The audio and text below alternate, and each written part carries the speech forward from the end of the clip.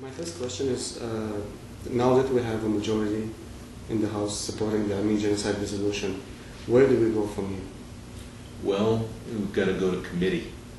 There, my biggest fear is some weakening amendment. As you know, 6 of us introduced the amendment, or the bill. I'm the only one that's on the relevant committee, I believe, at the present time. And my fear is someone will say they support, but will weaken the resolution. And there are some amendments, we could support. I, for one, wouldn't mind if this resolution, with all humility, pointed out that the United States has done some terrible things in its history, and that we're not lecturing others without looking at ourselves. But we've passed many other resolutions in this Congress talking about the terrible things the United States has done in its history. So getting it through committee and having a speaker who has the courage to deal with the president when they try to vilify her for bringing this bill to the floor. And how is the situation in the committee now? How do you think things will go? Have you heard from them? We have co-sponsors represent roughly half the committee. A number of people are not co-sponsors on the committee but will vote for it. If we got an up or down vote in committee, we would pass. Timing is part of this. Do we get a chance to mark it up in July, or do we have to wait till September? And the other part of this is, can the other side come up with some sneaky field amendment? And their goal would be to eliminate the word genocide. I mean, this resolution has many words, but there's one word that has to be in it. And I'll be there fighting in committee. We've gotten this through committee before, and we need to do it again because we have a speaker who has the courage to bring it to the floor. And when you refer to the other side, I mean, can you talk about this other side and how they're mobilizing in recent months? The Turkish government has hired the most expensive lobbyists here in Washington. They are flying my colleagues to Turkey for trips.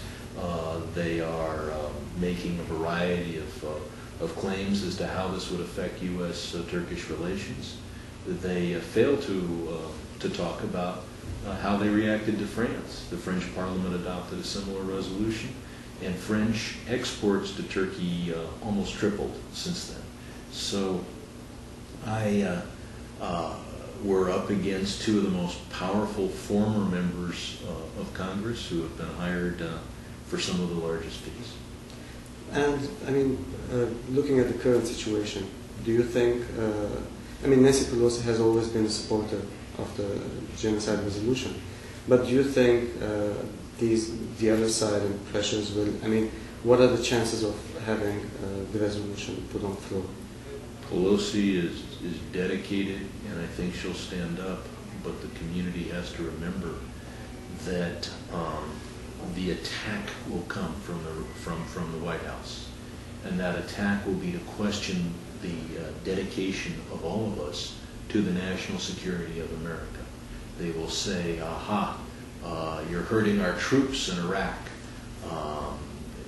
and they'll go beyond that. And they will claim that this is somehow political or catering to one particular community. The fact is, this resolution represents the truth. And we in our committee just a few weeks ago voted to chastise Japan for its treatment of really sex slaves during World War II. And if we can criticize Japan, we can criticize Turkey, and of course this Congress has criticized the United States of America. Yes. My final question, Congressman, why is it important, in your opinion, 92 years after the genocide, which took place in a different part of the world, for the United States to stand up and affirm and recognize what happened in 1950? First, it's what it means to the Armenian community and to those who actually survived the Holocaust, the terrible events. And the second is that genocide is the last step. Genocide denial is the last step of the genocide. You destroy a people, and you destroy the memory of having destroyed them.